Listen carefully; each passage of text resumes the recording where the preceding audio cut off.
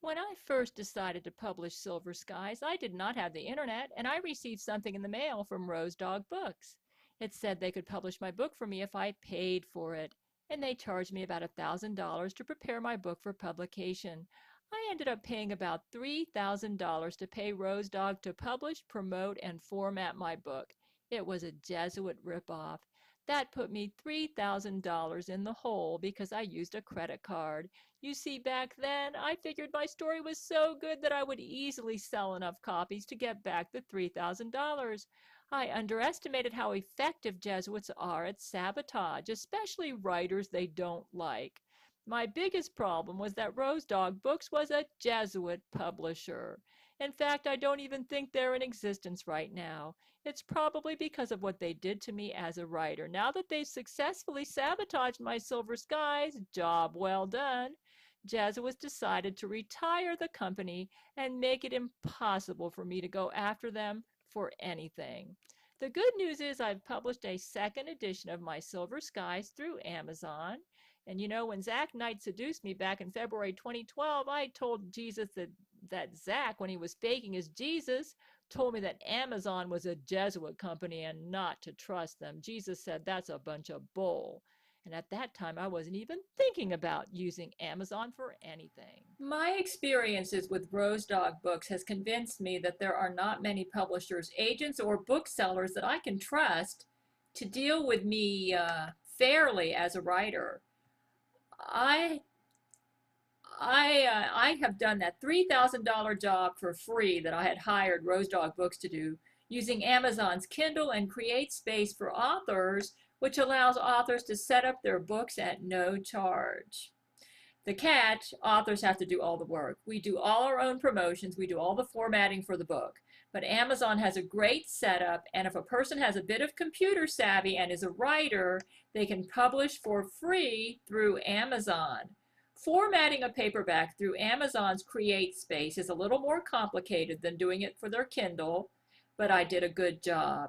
And you can spend money with them if you want, but I managed to get a beautiful version of my second edition of my novel Silver Skies at Amazon in paperback, and it looks like I spent a ton of money on it. I could spend $25 to make my second edition of Silver Skies available through more markets besides Amazon, but I don't want to take the risk of having my writing sabotaged by Jesuit booksellers or retailers, and right now I think Amazon is great, and I only want to sell my writings through them.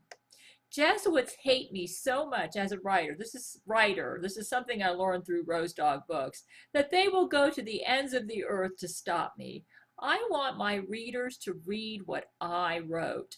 I fear that if I try to publish or sell my writings through disreputable publishers, retailers, or other outlets that could turn out to be Jesuit, that readers will not get what I wrote, or they will get such poor services that they won't want to buy my book, not because the book's bad, but because they don't like dealing with that retailer or bookseller.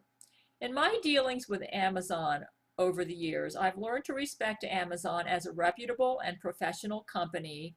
Therefore, my books are only available right now through Amazon. I trust them to treat my readers fairly and to deliver my books to them, to my readers, in a professional and ethical manner. If my men choose to use other outlets besides Amazon and want me to tell the world, I'll let you know. I have a second edition of Silver Skies right now available as a paperback at Amazon's Create Space website, and it will be up at their regular Amazon.com site in around a week. I will provide the links to where you can order my books through Amazon below this video. You might say, why would we want to buy your books? I mean, you flubbed with Rose Dog. Well, I must be a very unusual writer that Jesuits would go to such extremes to sabotage my writings. That, in and of itself, should rouse your curiosity. If you buy my books, you are buying a book that is forbidden territory. There must be something in my writings awful important that Jesuits would go to such lengths to sabotage me as a writer. You know, Jesus told me that he was the one who inspired me to write Silver Skies. and that he considers Silver Skies a prophecy.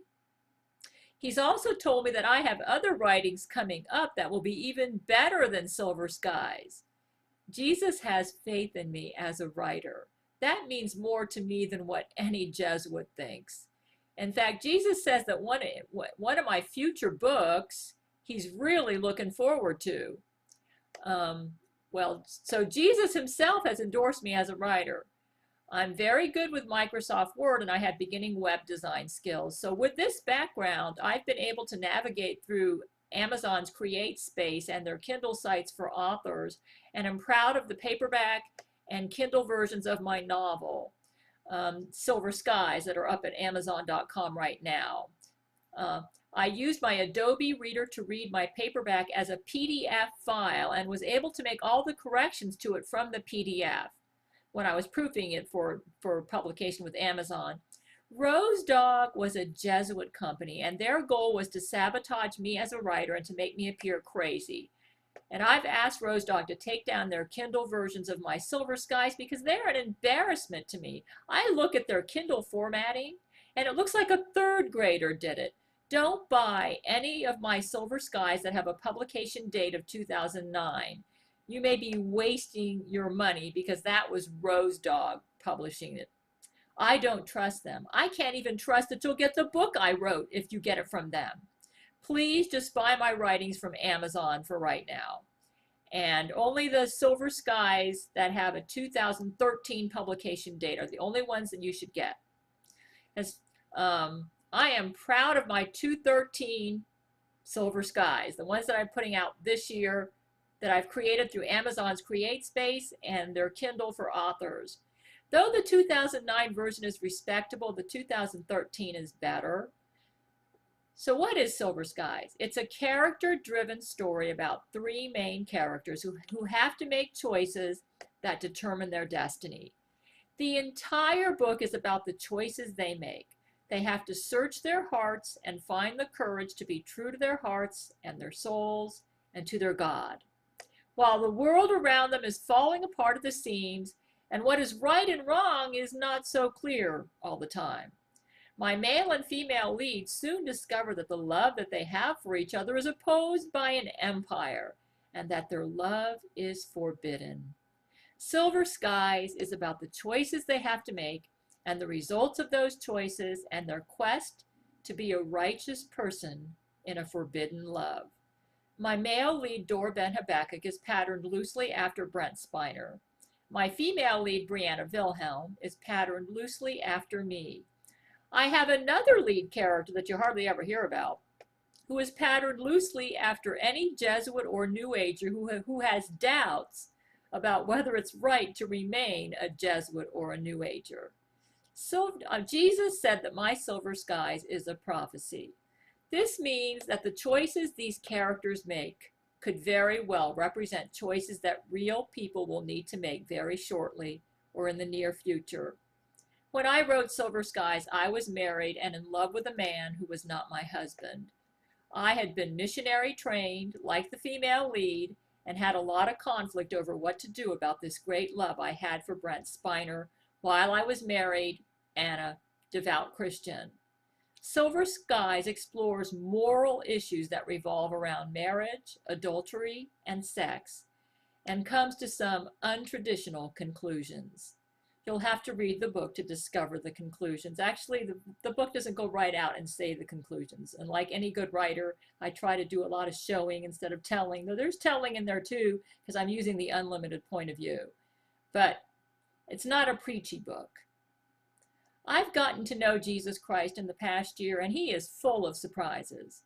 And I believe that if you read Silver Skies, you will get a glimpse of the real Jesus's heart. Jesus is actually a character in my Silver Skies too. But for most of the story, he stays in the background. But he's kind of like the one who tells the story from up on high. You're basically seeing this story when you read it through the viewpoint of a God who enters the hearts of sinful men and women who long to be righteous in their love life. When I wrote Silver Skies, I thought that 1 Corinthians 13 might perhaps be the greatest passage in the Bible. That's the love chapter. If you've already read the first edition, the second edition has a different twist for the ending, and I feel I've made the story better and have better illustrated the story's theme. And the theme is that if you love greatly enough, anything is possible. And My Silver Skies is a literary book. I originally categorized it as a romance, but it's not a romance. It deals with some complex issues and it has layers in it, and it's literary. And they say that writers should always write what they like to read, and I love great literature like Tolstoy's War and Peace, Charles Dickens' David Copperfield, Jane Eyre by the Bronte sisters, and I love Pride and Prejudice by Jane Austen, and some of my other favorites. I loved Wuthering Heights. And you know, when I wrote this book, my goal was not to please the public, but to write what I would like to read. So it's literary. So it's probably never going to be #1 on the New York Times bestseller list, but you may read this book and come out a different person. It may transform you, like my characters are transformed. And that's what great literature is supposed to do. So my goal when I wrote it was not to write a blockbuster, unless it was a blockbuster that was also literary. So I have classified it as a literary Christian novel. So when you go into this thing, and it's got a lot of nonfiction in it, because I tried to write something that could help the world. And I think that's what great literature does. It transforms us. It makes us better. And that was my goal when I wrote Silver Skies, to transform the reader, to possibly make them better. And I'm not going to say my writing is on the level of Handel's Messiah in the era of music, but when they asked George Frederick Handel how he felt about his music, and he said, and somebody said they thought it was, I don't know, I forgot what they said, but his answer was, if it makes people better, then that's all I can ask for. And that's how I feel about my writing.